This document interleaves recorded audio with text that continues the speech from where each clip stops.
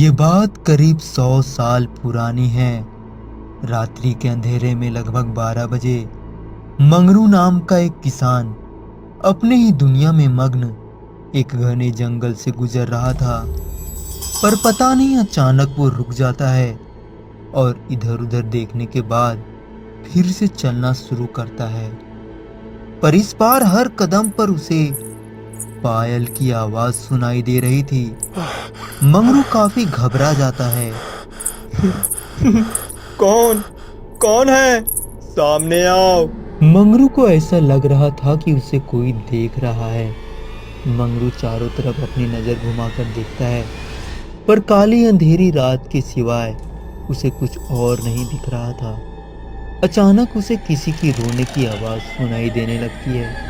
मंगरू को कुछ समझ में नहीं आ रहा था कि आखिर उसके साथ हो क्या रहा है। डरा सदमा सा मंगरू किसी तरह हिम्मत कर उस काली अंधेरी जंगल से बाहर निकलने का प्रयास करने लगता है और धीरे धीरे मंगरू उस अंधेरी जंगल से निकल भी जाता है।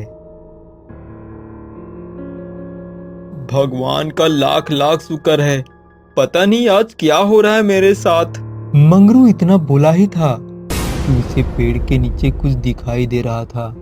घने कोहराम के कारण उसे ठीक से दिख नहीं रहा था। मंगरू उस पेड़ के नजदीक जाने लगता है, परंतु जैसे ही उस पेड़ के नजदीक पहुंचा, मंगरू अचंभे में पड़ जाता है। उसने देखा उस पेड़ के नीचे एक बेहद ही सुंदर स्त्री खड़ी उसे घूर रही थी। मंगरू उसकी सुंदरता में खोते हुए बोला, कौन हो तुम?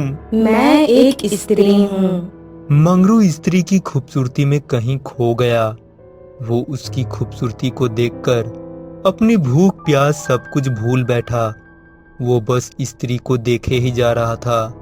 आओ मेरे प्रिय, मैं तुम्हारा ही इंतजार कर रही थी और आज से मैं हमेशा तुम्हारे साथ रहूंगी। मैं तुम्हारी हर इच्छा पूरी करूंगी। मैं तुमसे कुछ भी मांगूंगा, क्या तुम वो सब मुझे ला कर दोगी? हाँ प्रिय, मैं तुम्हारी हर इच्छा पूरी करूंगी। मंगरू एक बार फिर स्त्री के संबोधन में कहीं खो जाता है। बहुत देर तक इसी तरह स्त्री को निहारने के बाद मंगरू स्त्री की तरफ देखकर बोला, वैसे मैं तुम्हें किस नाम से पुकारूं? मंगरू की बात सुनकर स्त्री के ओठों पर रहस्यमय मुस्कान दहल गई।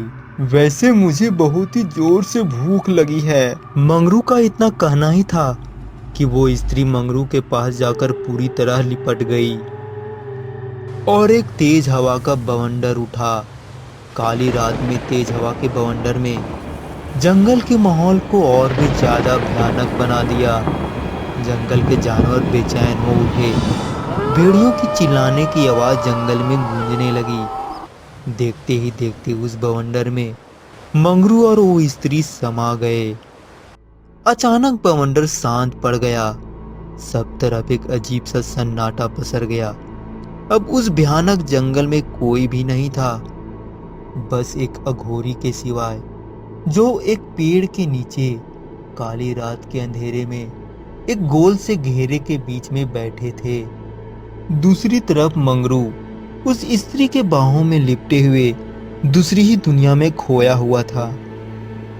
थोड़ी देर बीतने के बाद मंगरू अपनी आंखें खोलता है, परंतु मंगरू के अपनी बाहों में कोई नहीं दिखाई देता।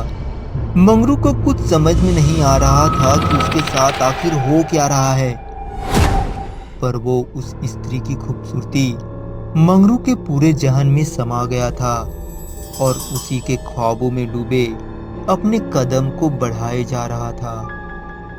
वहीं पास में बरगद के पेड़ के नीचे अघोरी बैठा हुआ था। मंगरू के कदम खुद ब खुद उस अघोरी के तरफ चल दिए।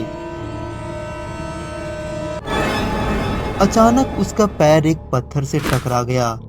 मंगरू लड़खड़ाता हुआ उस गोले घेरे में बैठे अघोरी के ऊपर गिर गया।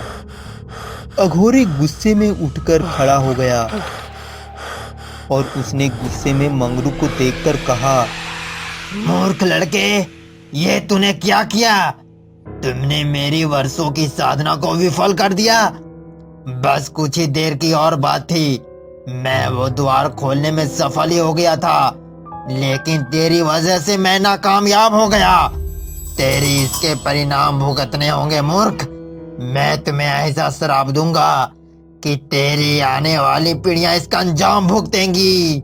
मंगरू डर के माने अपनी आंखें बंद कर लेता है और जब अपनी आंखें खोलता है तो वो अपने आप को अपने कमरे में पाता है। हे भगवान, आपका लाख लाख शुक्र है, ये बस एक सपना ही था।